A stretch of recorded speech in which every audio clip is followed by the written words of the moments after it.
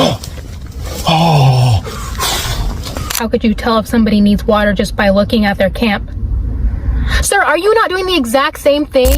Since 2022, Bear, the creator behind the YouTube channel Exploring with Bear, has taken viewers along on his solo camping trips into some of the most remote and dangerous locations he can find. Known for pushing deep into isolation, his videos often blur the line between adventure and risk. But on November 19th, 2025, he uploaded a video unlike anything before, one that left both him and his audience deeply unsettled. The video opens with Bear already deep in the woods, an area notorious for Bigfoot sightings and stories of violent encounters.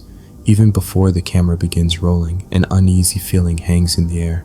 Strange sounds echo through the trees, noises that feel deliberate and out of place in the natural stillness. Welcome back to another scary camping adventure. If you're new to the channel, I'm Jer Bear. For tonight's adventure, I've brought us back into Bigfoot territory, but also where psychopaths attack.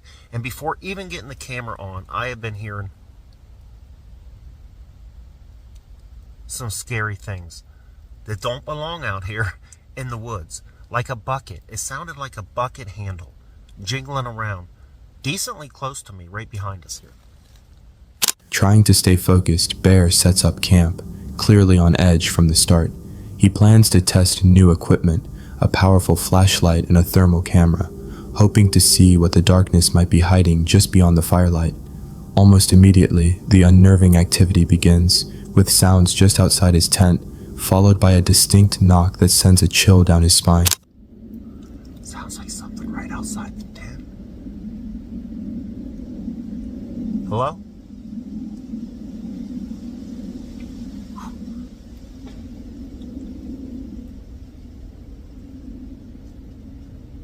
That was a knock.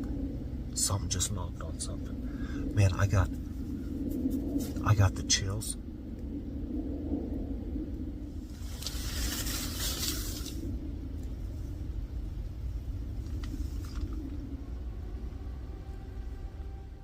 Deciding to confront his fears, Bear grabbed his new flashlight and stepped into the oppressive darkness to perform something that he thinks will provoke the Bigfoot response. Alright, let's go for a hike. See if we can't see any eyes.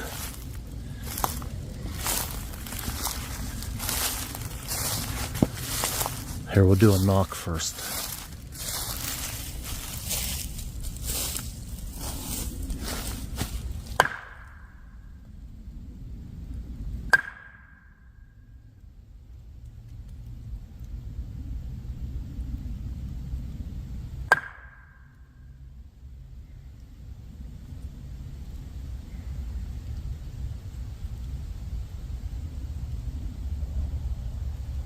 That was something.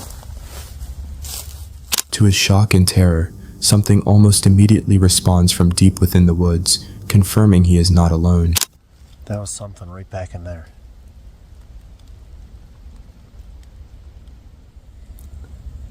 There's been quite a bit of action now. And it's all coming from...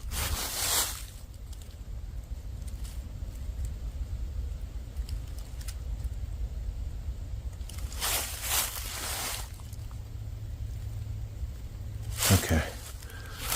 As he moved forward, the atmosphere grew thicker with dread. This time it wasn't sound he came across, rather something more disturbing, something he had never seen on his previous trips to the area. What is this?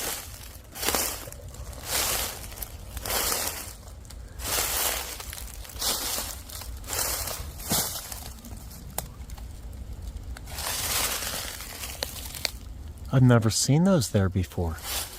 Also, notice how high that thing is hooked up there. I can't even come close to reaching it. That is new. I've never seen that. How have I never seen that? That's coming right down the trail. That has to be new. Oh man, that just gave me the chills. The discovery of an object hanging impossibly high was deeply unsettling, suggesting someone or something with incredible reach has been there recently, and just then the chilling realization begins to set in. Oh, it sounded like something was running behind me. Whew.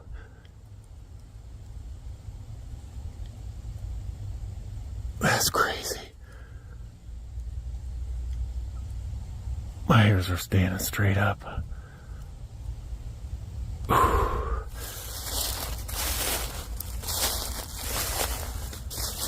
The subtle sounds escalate into the loud and clear noise of something heavy walking directly behind him, and soon he realizes the creature is getting closer.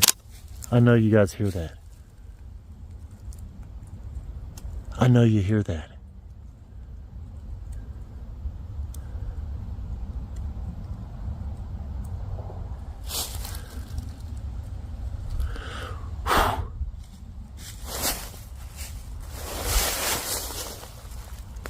No frickin' way. No frickin' way.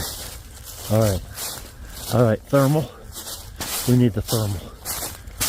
I know you guys heard that. That's something frickin' walking right behind me. Heck no. Oh! What the?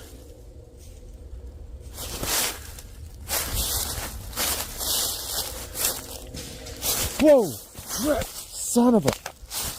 Dang it! You can hear it. Okay, I'm getting in the tent. Oh. Oh. Oh my goodness, I know you guys hear that.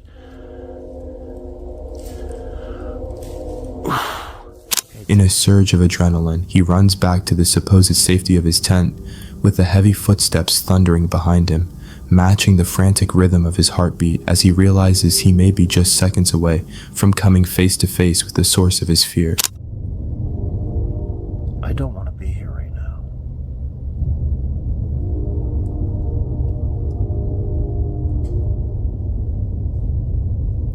Did you hear that?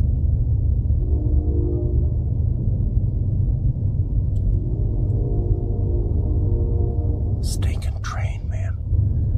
That sounded like something was thrown, maybe. I got the chills. Goosebumps on top of goosebumps.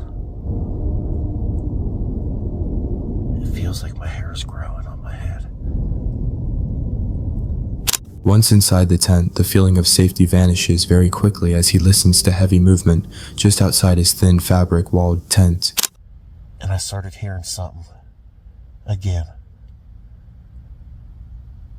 It sounded like something was walking out by the truck. I don't know if I'm going to be able to get any sleep.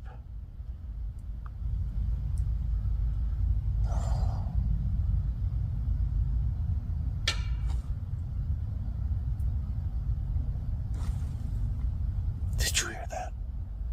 That was like a...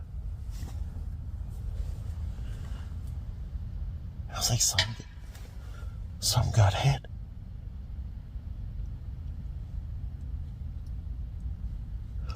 I can hear her walking.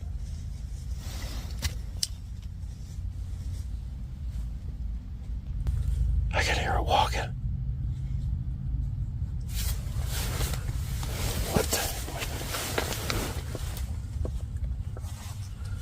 No.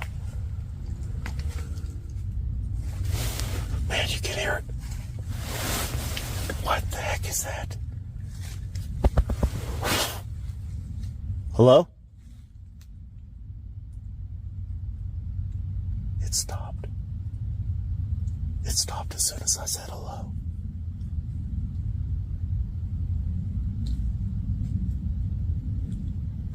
It's coming. Oh my goodness. Oh, it's right outside the tent.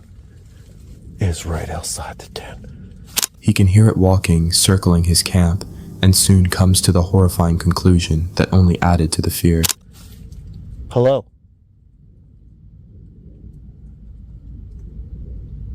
I'm armed. Oh my goodness.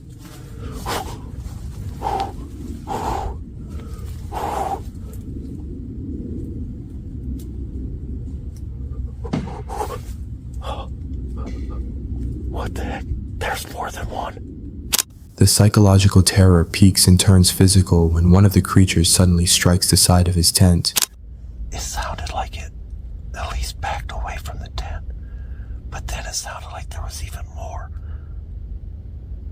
Like 3. Wait. Oh! Oh!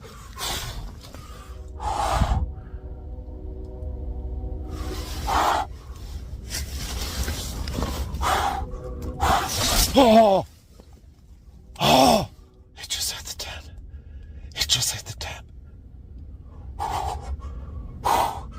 I'm freaking shaking.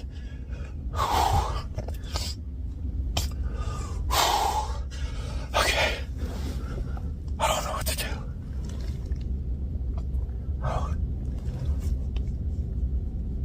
Oh, it's walking away. It's walking away. Frozen in fear, Bear listens as they move around him, one walking away while the others stay close. Overcome with nausea and terror, he realizes there is only one option left: escape right now. That's clicking or growling. I just heard clicking or growling. I feel like I'm gonna puke. I'm gonna puke.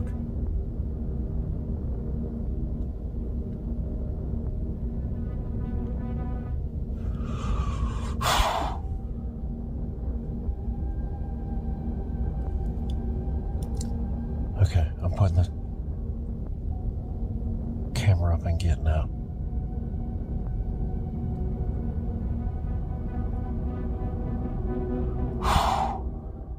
Although Bear that night managed to get away, however, the terrifying question remains. What was haunting him in the woods that night? Was it a shadow born of the woods themselves, or something else entirely? Their intentions seemed far more worse than mere curiosity, and the encounter could have easily ended in tragedy. What makes this encounter truly disturbing is not just what Bear saw, but what it did. Whatever was in the woods didn't act like an animal driven by fear or curiosity. It surrounded him, tested his reactions, and struck his tent as if to provoke him. That suggests intent, not coincidence. If it were only imagination, the fear would have faded once he escaped, but the memory stayed with him, heavy and unresolved. Something was watching, something aware, and the fact that it let him leave may be the most unsettling part of all, because if it wanted to harm him, it easily could have.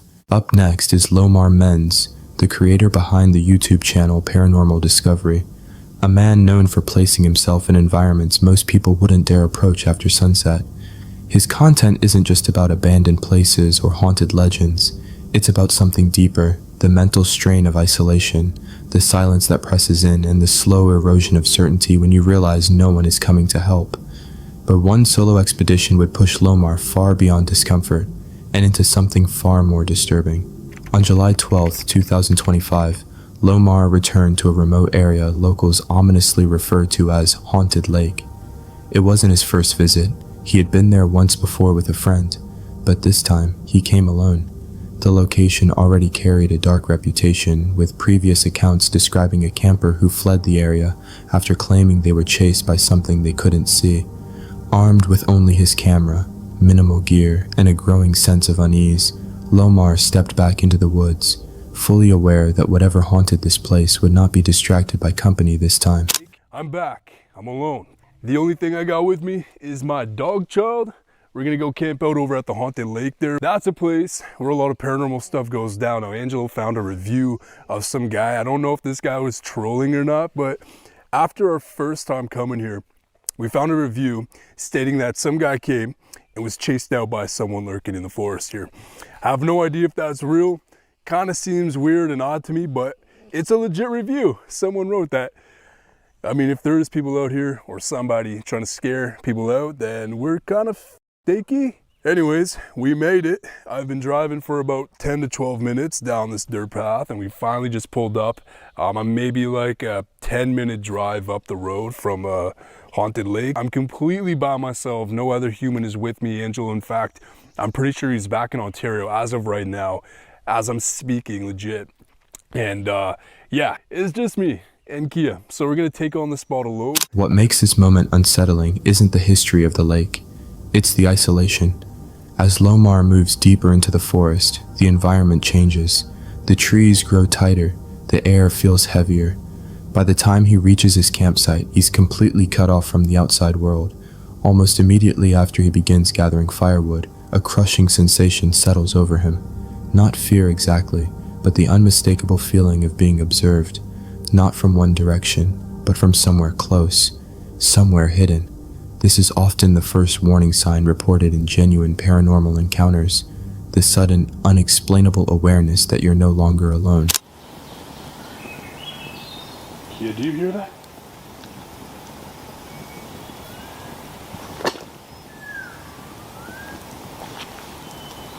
What the hell? Hello? Are there people down there?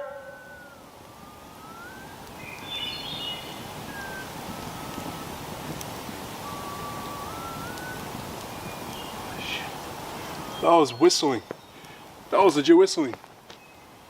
Okay, so I heard it from over there, and then there, thought it was a bird, but that right there, 100% human whistling. Or something big to whistle like that. That was not a bird. Bro. As night begins to fall, the forest's silence is shattered by something far more disturbing. Human-like whistles echoing from multiple directions. Not animal calls, not random sounds. These whistles are controlled, intentional. At first, Lomar tries to rationalize it. Wildlife, coyotes, birds, anything that makes sense. But the problem is the pattern. The whistles don't come from one spot. They move, they respond, and they grow closer. This behavior mirrors countless reports tied to predatory mimicry, where something imitates human sounds to lure or confuse its target. Man, I feel, holy shit, I feel like as soon as I pulled up and got out and started doing things here, like in this campsite, my energy started being pulled and drained. As of right now, I feel like something spiritual is it's hitting me right now. Like I have goosebumps. I legitimately have goosebumps right now. This is kind of bad. Yeah, you can see the goosebumps on me. Shit, man.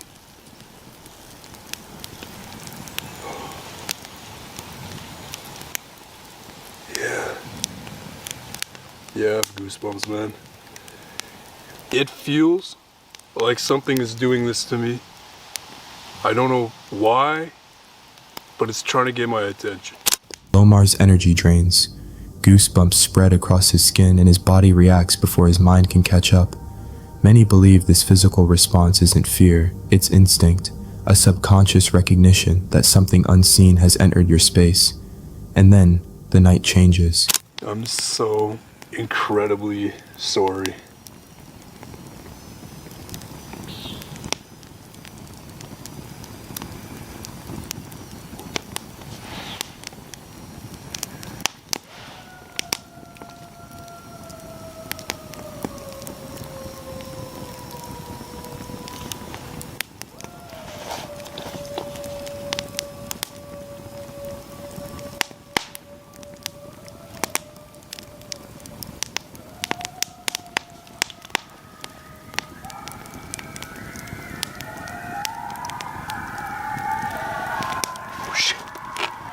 Okay, come on in. Come on. Come on, come on. Here you go. Up, up. Go. I got you. I got you.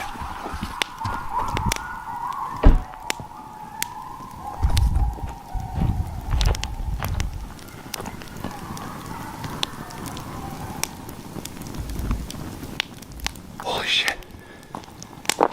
Holy shit. Frantic, distorted voices rip through the darkness. Whatever was watching is no longer hiding.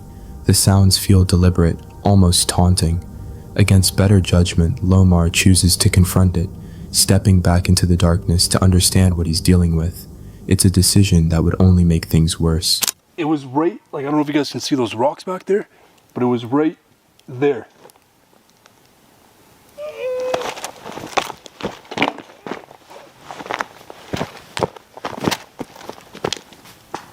Get away!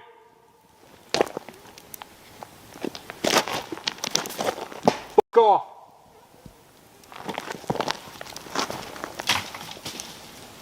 Guys, I kid you not, I think I see it.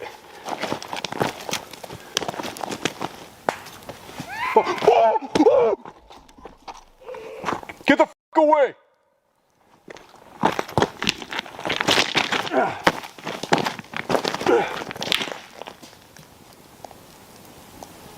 What the fuck was that?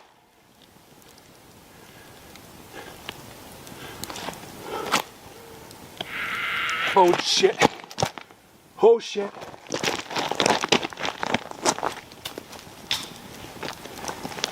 Get away. Oh shit. Holy shit.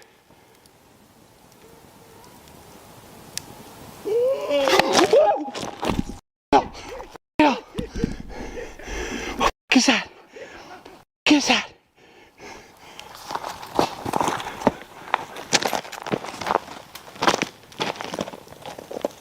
All of a sudden, Lomar notices movement in the darkness, something that doesn't belong.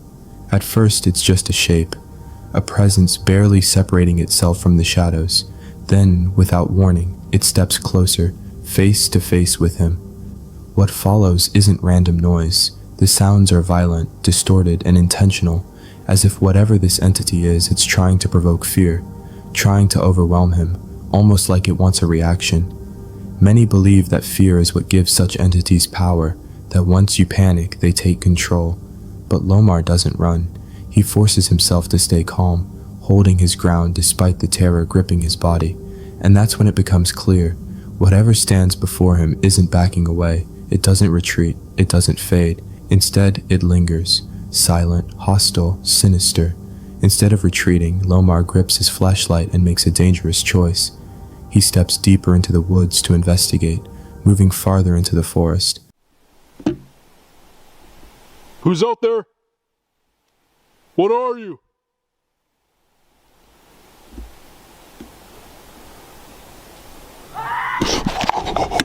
Oh, fuck.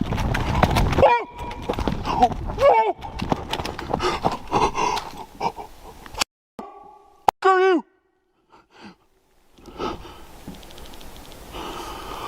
What the fuck? What the fuck? My light's dead. My fucking light's dead. Oh, fuck this. Fuck. Oh, fuck. Oh, shit. No, no, no, no, no. Fucking hell. What the fuck? How, my chair? My chair's down? Fuck this. Fuck this. Oh my god.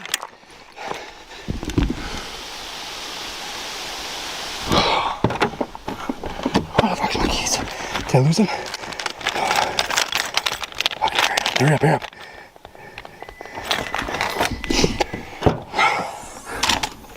Oh my god.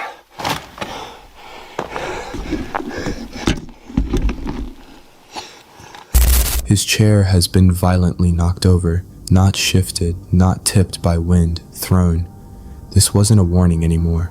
Whatever was out there had crossed into his camp, into his personal space.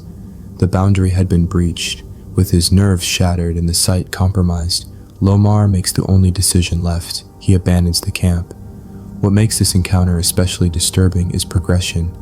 First, the feeling of being watched, then mimicry and whistling, then physical symptoms, then voices, finally direct interaction with his campsite. This isn't random activity, it's escalation. Whether you believe it was a cryptid, a malevolent spirit, or something unknown, one thing is clear. Whatever was in those woods was testing boundaries, observing, provoking, and waiting. Many researchers believe these encounters follow a pattern where the entity gauges fear and curiosity before revealing itself physically. And once it does, leaving becomes the only safe option. That night at Haunted Lake wasn't just about strange sounds or a fallen chair. It was about realizing that something unseen was aware of him and wanted him to know it. Whether it was a creature, a spirit, or something we don't yet understand, one truth remains: some places don't want visitors. Frank is the intrepid explorer behind the YouTube channel Franco TV. Franco dedicates his channel to diving deep into the world of the paranormal, venturing into the most haunted and unsettling locations to seek out evidence of the supernatural. From ancient burial grounds to forgotten ruins, his explorations reveal the haunting history and lingering energies of these sites. With his raw, unfiltered approach, Franco keeps his audience on edge. But one night, even he would be pushed to his limits by an unexpected presence. Frank returned to Girona, a location he'd visited before, where previous encounters had left him unnerved. Last time, amidst pouring rain, he'd heard loud bangs, screams, and the continuous sound of a crying woman. As Franco began his investigation, a chilling sight immediately caught his attention. The hell was that? Oh, I picked something up too. Llorona? Llorona, Llorona, are you here?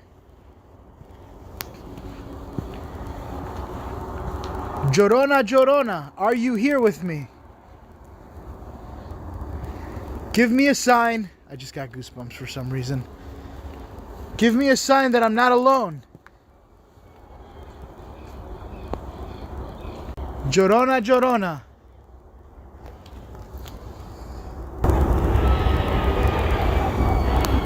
What the hell is that? Listen. Oh my god, these stupid birds. Oh, I picked something up.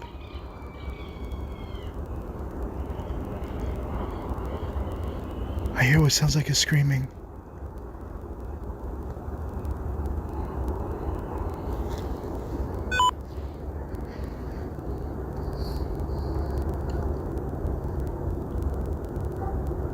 Something's standing right there. But that's not what I heard. I heard a screaming. The atmosphere of the cemetery grew heavier as Franco attempted to communicate with something unseen by the human eye. Moments later, a sound that resembled a scream pierced the silence, followed by what he believed to be a man's voice echoing somewhere in the distance. And as Franco continued deeper into the cemetery, the mystery surrounding the place only grew darker. Okay, so at this point now, I've made it to the far end of the cemetery. I got a mask on because it is getting really cold outside. The temperature is now, once again, a whopping 32 degrees. This is ice, freezing weather, so things start to turn to ice. But on my last time that I was here, my last adventure, I did see something like peeking out at me on the night vision camera, kind of staring at me, and then go right inside the mausoleum. That is what I want to check out tonight, now that it's finally not raining. Oh, I thought that was an alarm going off for a second. I was like, that's it, I've been made. What the hell was that?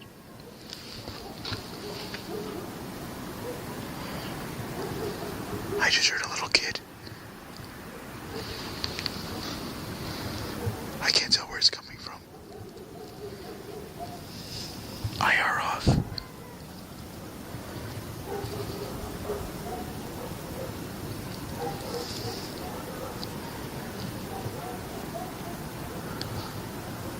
I just heard a little kid.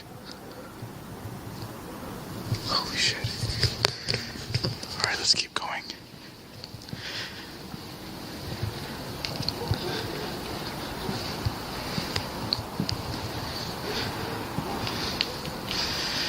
A sudden, distinct cry that sounded like that of a small child echoed through the quiet graveyard, sending a chill down his spine. Drawn forward despite the fear, he eventually made his way to a mausoleum, the same place where he had once seen something peek out at him before vanishing inside. Hoping his camera might capture something even more unsettling, Franco began moving in that direction. I've now made it towards the mausoleum. This has to be one of the creepiest places here. Hola.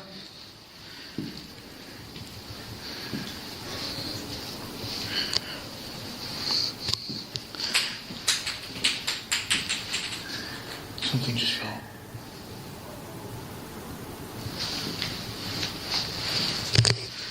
I don't even know what just fell. Something fell.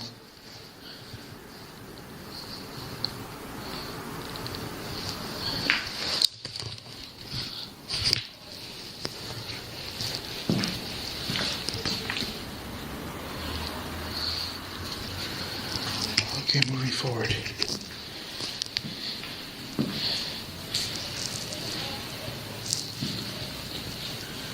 If there's anybody here that would like to talk with me, now's the time to talk. My name is Frank. Mi nombre es Frank.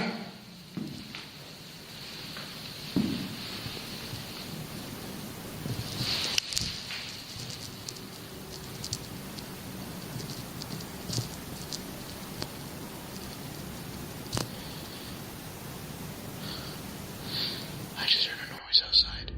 I don't want to say too much.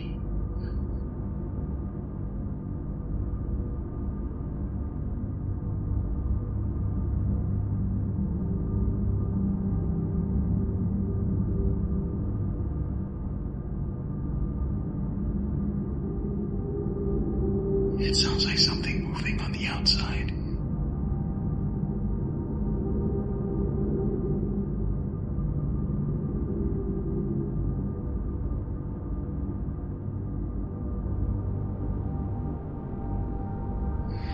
I got it weird.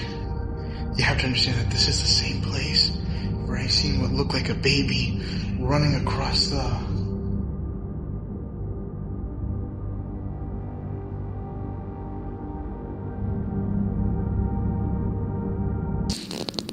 Inside the mausoleum, Franco hears a quiet but intentional sound, not random noise, but movement that feels controlled and aware, as if whoever or whatever is there knows it's being watched. This creates tension and suggests intelligence or intent. Franco stays calm and follows the sound further inside, showing determination and courage. Suddenly, something happening outside interrupts him. It's strong enough to instantly break his focus, implying a new threat, surprise, or shift in danger. I keep feeling like something's gonna come right through those doors. Turn off the light. Oh, what was that?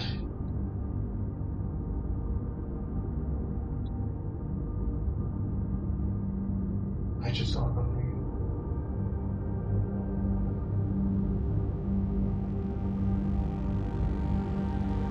I don't know if you guys saw it, but I saw it. It looked like something white.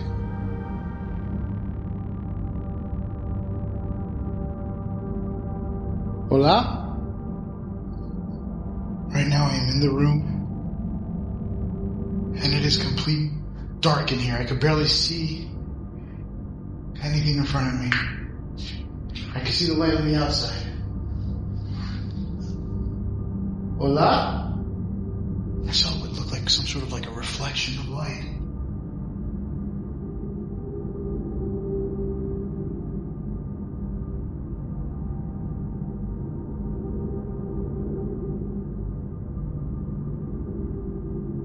As he ventured farther inside, he noticed a brief reflection of light glinting from behind the mausoleum. The silence remained absolute. No footsteps, no rustling, just the unmistakable outline of a figure draped in white. When it moved without making a sound, dread settled in his chest, and Franco knew, with terrifying clarity, that something or someone was there with him that had not announced itself fully. I just turned on my camera. I saw a light right back here, towards the back. A light just shined up and then it turned off. And I see somebody back there. I'm gonna go ahead and zoom in.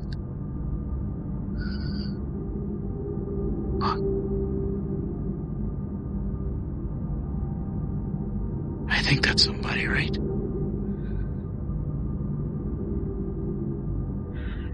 Let me turn on my flashlight.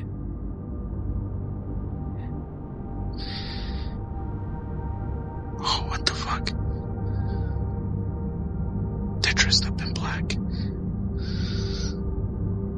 You see it? This camera's not focusing at all. Hold on.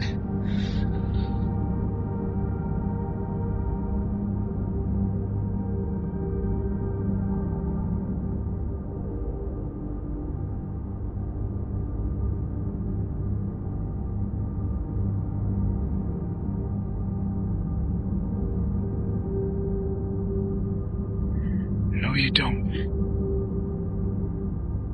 No, you don't. They're hiding behind the tombs. I'm sorry if I'm zoomed in right now.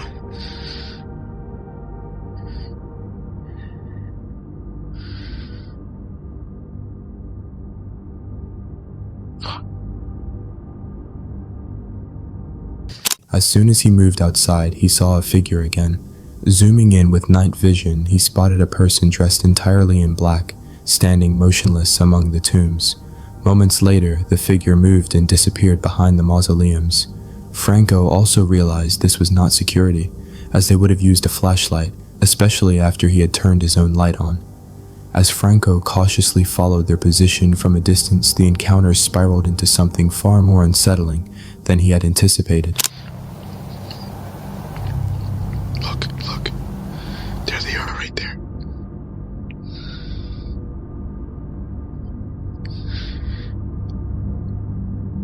They're looking for me. What? I'm gonna zoom back out. They were way up there. The hell is that noise?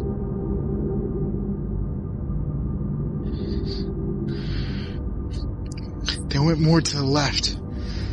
I wanted to go down there to finish up, but that is a person inside here. I am not gonna mess with that. Especially because they walk right towards me after I seen them from far away.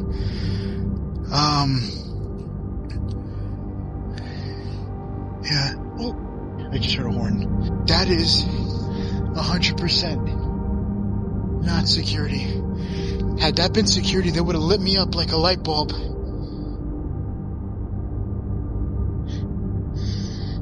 Okay, I'm sorry. I'm paranoid now. I feel like somebody's going to be walking right towards me. I got to make my way back out of here. I wanted to work down there where the person is, but I'm going to skip it for probably another time. You guys let me know what you guys want to do. But that's not security, and I don't want to risk my chances in the dark with a random homeless guy or whoever the hell's inside the cemetery while I'm carrying all my stuff with me. Okay, so update. There's definitely more than one person. I know I'm trying to finish the outro, and I keep getting shit, but I got my book bag and I got all my stuff, so I'm good. At this point now, I'm going to make my way out of here. I think they're calling for friends or something, but I kind of have a feeling that they just arrived in here. They might be trying to make a fire or something or find someplace cold to sleep. Not around me.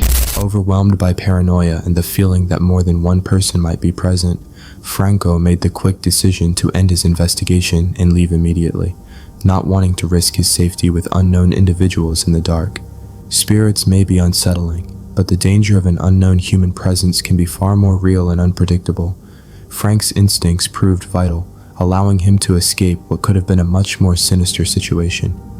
The mystery of who was lurking in the shadows of the Girona cemetery that night remains unsolved, but one thing is certain: some places are best left undisturbed, especially when the living join the dead in haunting the grounds. Meet Alyssa Vanilla, the face behind her self-named YouTube channel. Through her videos, she shares the raw and unfiltered journey of life on the road, exploring diverse landscapes and embracing the freedom of van life.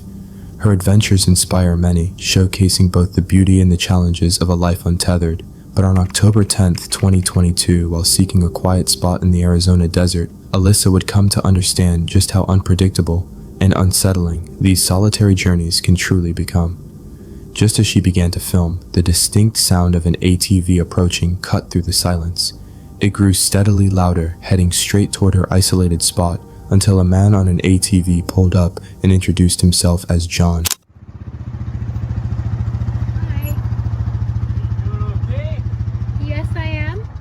I'm just kind of checking, making sure everybody's got enough water and... Oh, okay. Are you a ranger or? No, I just live close. Oh, okay. So I kind of come out and check, make sure, because I know there's a lot of people that come out here that don't have a lot. I'm fine right now. I don't know if I'll stay here, but I just wanted to check it out and see. It's pretty hot though. Do you do this, like, is this what you do for a living? Do you, like, travel around or what? Yeah, basically. Yeah? Yep, So gotta how long wait. have you been doing this for? I've been in the van for like almost a year. last November, so getting close. But I was traveling around in my car since 2020, so it's been a while. So you've been a nomad for a while. Yeah, yes, I'm used to it. And you're enjoying it, I suppose. Oh yeah, definitely. All right, well, just so you know, so you're not worried, probably would work better since you're a female. It would probably work better if you came by while I was there a couple of times, just so my wife gets to know you, so she doesn't think there's something stupid going on. Right. But you know, if you need a shower or something, that's not a problem. But you know, if you wanna stop by, it's not a problem. Okay, well, thank you. All right. I'll let you have your evening. All right, enjoy your rounds. Alyssa decided not to film the man because she wanted to be respectful. However, she kept her camera recording quietly, just in case something went wrong. He claimed he was a local who checked on campers and offered water, but in a place this isolated, there was no obvious reason for a stranger to be approaching her at all. After a while, he walked away. Though he walked away, Alyssa couldn't shake the feeling that he was still nearby, and soon that fear became real. Hi. Hey, Hi. so you have a guy Uh-huh. on the mountain up there that is watching you with binoculars. Okay, well, that's unnerving. Well, I guess I won't be staying. Well, it's not that you can't stay. Just, I'll be honest with you. Yeah. The other side of the mountain is safer. Really? Yes. Okay. He's driving a older Dodge pickup, and he told me he comes out here and offers water Uh-huh. to people. But I would stay away from him. He told me he parks up there and looks around to see who might need water, who might need this, who might need that. And I was like, I turned and looked and went, well, her fucking camper is right in the open. Yeah. So did you catch him watching me, or did he just tell you that he was watching me? When I pulled up, he had his field glasses up looking this direction, and I was like, what are you looking at? Yeah. Well, I'm just looking to see if there's anybody that needs water. The revelation sent a jolt of fear through Alyssa. The idea of being watched, coupled with John's increasingly strange and contradictory behavior, solidified her decision to leave immediately. John kept attempting to persuade her to park on the other side of the hill, a more exposed area, which only intensified her alarm. Honestly, I'd move to the other side. So, I mean, I did want to stay because it's nice out here and it's quiet, but if there's somebody watching me, then obviously I don't think I should stay out here at all. Well, that's fine. That's your choice too. Yeah.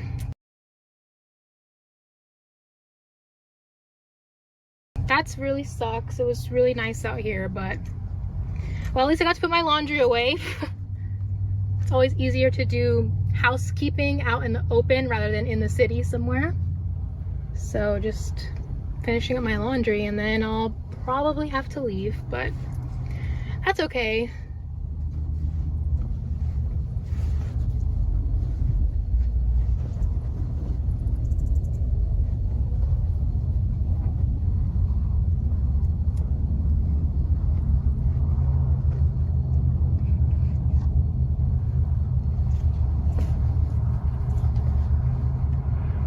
Do you need anything?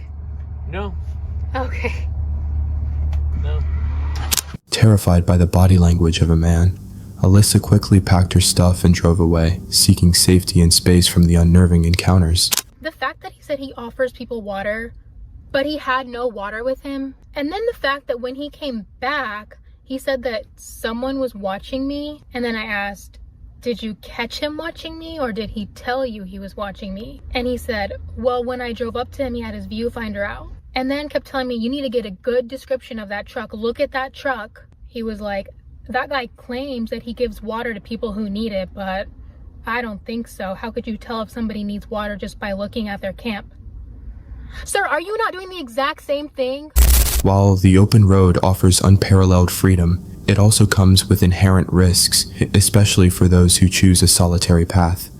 Alyssa's instincts served her well, allowing her to escape a situation that felt increasingly predatory. Her story serves as a stark reminder. Sometimes the greatest dangers aren't the elements or the unknown, but the unsettling intentions of other people around. Meet Nataran, the free-spirited force behind the YouTube channel Nat Moran. For nearly 5 years, she has lived full-time on the road with her loyal companion, Pike, embracing the raw freedom and real risks of a nomadic life. From remote mountain passes to snow-covered backcountry camps, her channel captures both the beauty and brutality of life on wheels. This Thanksgiving, what was meant to be a peaceful winter wonderland, became a stark reminder that the road is as unpredictable as it is breathtaking. On Thanksgiving, November 30th, 2025, she felt especially thankful for the camper she lives in now because it feels safe and dependable. That feeling came from experience. After losing her previous camper to strong winds, a loss that was frightening and deeply upsetting for her. It is Thanksgiving, and I'm going to be cooking my Thanksgiving meal over the campfire. And, well, hi. Let's just say I haven't been exactly successful in this department, specifically on Thanksgiving. So I'm really curious to see if I'm able to make an edible meal this year. But if not, Pike and I are going to have a good time and still enjoy it because there's a lot to be thankful for, and I am so excited and grateful to be here sharing this with you. Nataran and Pike ended up in high Alpine, Colorado, and it was way colder than she expected. She picked this place on purpose because a big snowstorm was coming, and she wanted that true winter wonderland feel on camera. Even though she hadn't always had luck doing this before, she really wanted to cook her Thanksgiving meal over a campfire. She wanted it to feel right this time. As she stood there, cooking over the open fire, the smell of food slowly filled the cold air, and for a moment, it felt like everything was going to turn out just fine. Okay. Upstairs, bud. My camper smells so good right now. Let's get some light. Oh, I hope it tastes as good as it smells, because wow. Oh, that turned out so good. Oh my gosh. Y'all, campfire Thanksgiving for the win. Mashed potatoes. Stuffing. I love stuffing. It's just me, so I'm gonna eat it. Some green beans. Some sweet potatoes. Some squash and onions. And some chicken. We're pretending it's turkey. The only thing I don't have is like gravy and cranberries and all that kind of stuff, but honestly, that'll do. The evening began pleasantly with Nataran and Pike enjoying their successful campfire Thanksgiving feast, a delicious spread of mashed potatoes, stuffing, green beans, sweet potatoes, squash, onions, and chicken, pretending to be turkey. However, the peaceful scene was abruptly shattered by something she was never ready for. I have no idea why there's a helicopter outside my camp. Like, if it was search and rescue, I feel like I would see flashlights and hear people like shouting and like setting up a base camp maybe.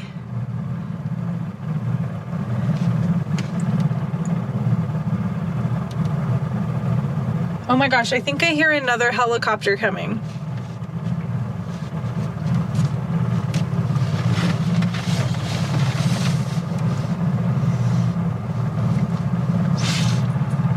A helicopter just landed right there. You can kind of see the flashing light. It's so loud and so close. I don't know what's going on.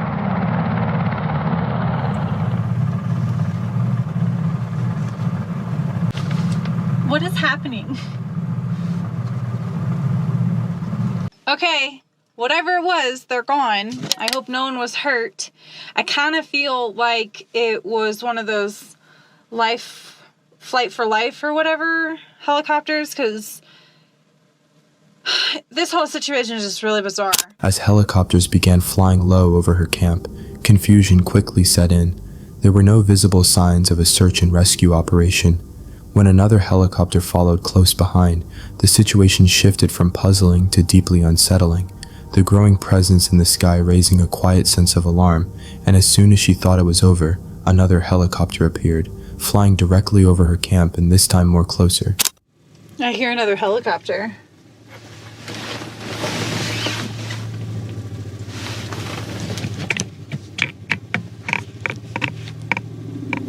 Oh no.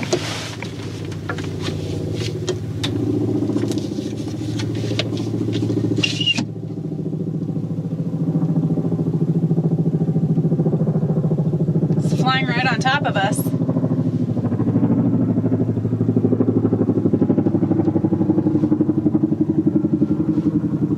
Wow.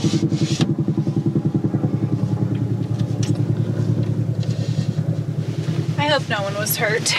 Oh my god!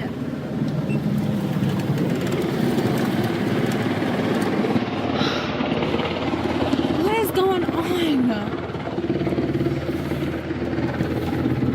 I just knocked into my camp.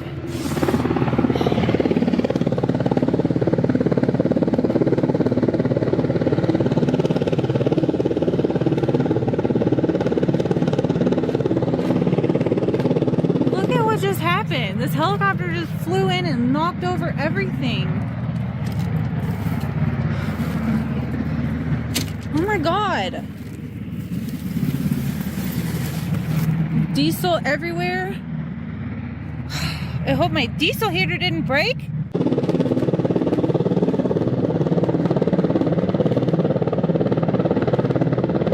Like 2 helicopters just came in over my camp at tree line. So like, oh god, I'm going inside. They're flying off. Okay. They broke my heater, so I have absolutely no way to heat myself tonight. A sudden, powerful downdraft slammed into her camp, knocking over everything in its path. Diesel spilled everywhere, and her primary diesel heater was instantly damaged, ceasing to function. The sudden chaos brought a rush of shock and fear, echoing the traumatic experience when her previous camper was destroyed by wind. The memory resurfaced with brutal force, reminding her of a dark chapter she thought she had healed from. I'm about to cry.